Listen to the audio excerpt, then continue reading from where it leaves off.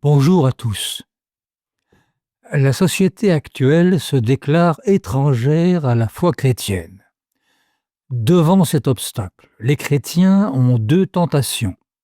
Ou bien devenir dépressifs, ou bien s'imaginer que le christianisme ne va bien que dans les époques où il est religion officielle de la société. C'est justement de ce problème que le pape Léon parlait le 19 février avec les prêtres du diocèse de Rome. Le pape constate ces tentations. Je le cite. Les raisons de découragement dans la mission sont nombreuses. Entre les changements culturels soudains, la fatigue ou le poids de la routine, ou encore la désaffection croissante envers la foi et la pratique religieuse. Fin de citation. C'est là qu'il faut être lucide, explique ensuite Léon XIV. On aurait tort de rêver de revenir à une époque, je cite le pape, où la foi serait en quelque sorte transmise également par l'environnement, par la société. Fin de citation.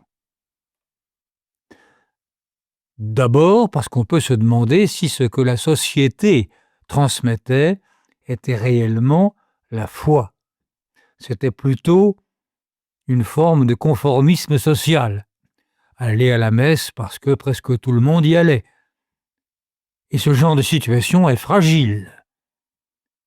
Pour preuve, la déchristianisation progressive et finalement massive qui a commencé dès le XIXe siècle.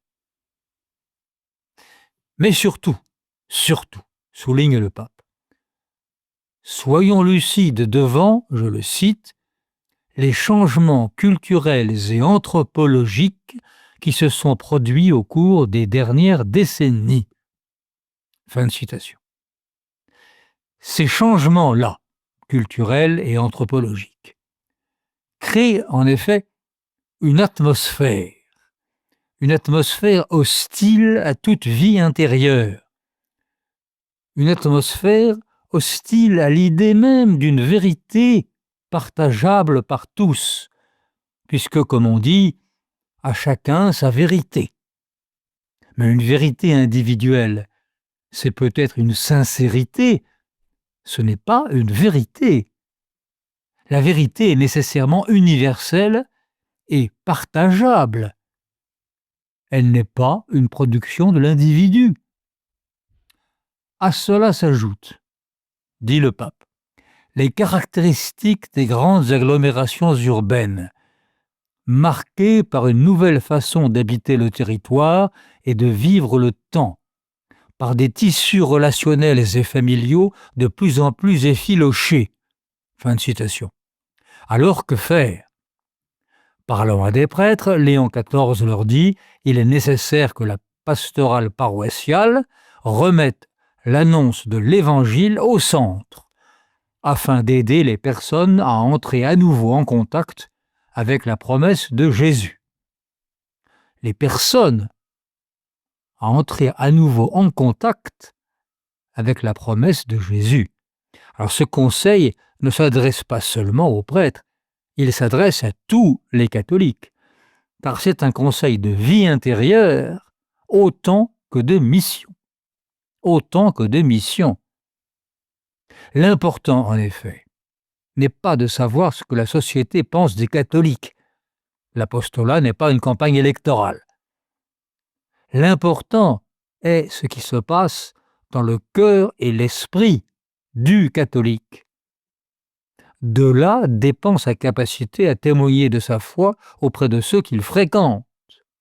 Et cela, quelle que soit l'ambiance de la société actuelle. L'Évangile ne s'adresse pas seulement à la société. Le Christ n'est pas venu porter un message d'organisation sociale, et encore moins un message politique. Comme le dit un théologien dominicain, le Christ ne nous propose pas de fonder une société chrétienne. il nous propose de féconder la société humaine par l'incommensurabilité de son royaume, incommensurabilité qui a pris forme humaine en sa personne. La vérité du Christ n'est pas liée à une organisation sociale, mais à la révélation filiale de celui qui ne se mesure pas, Dieu lui-même. À la semaine prochaine.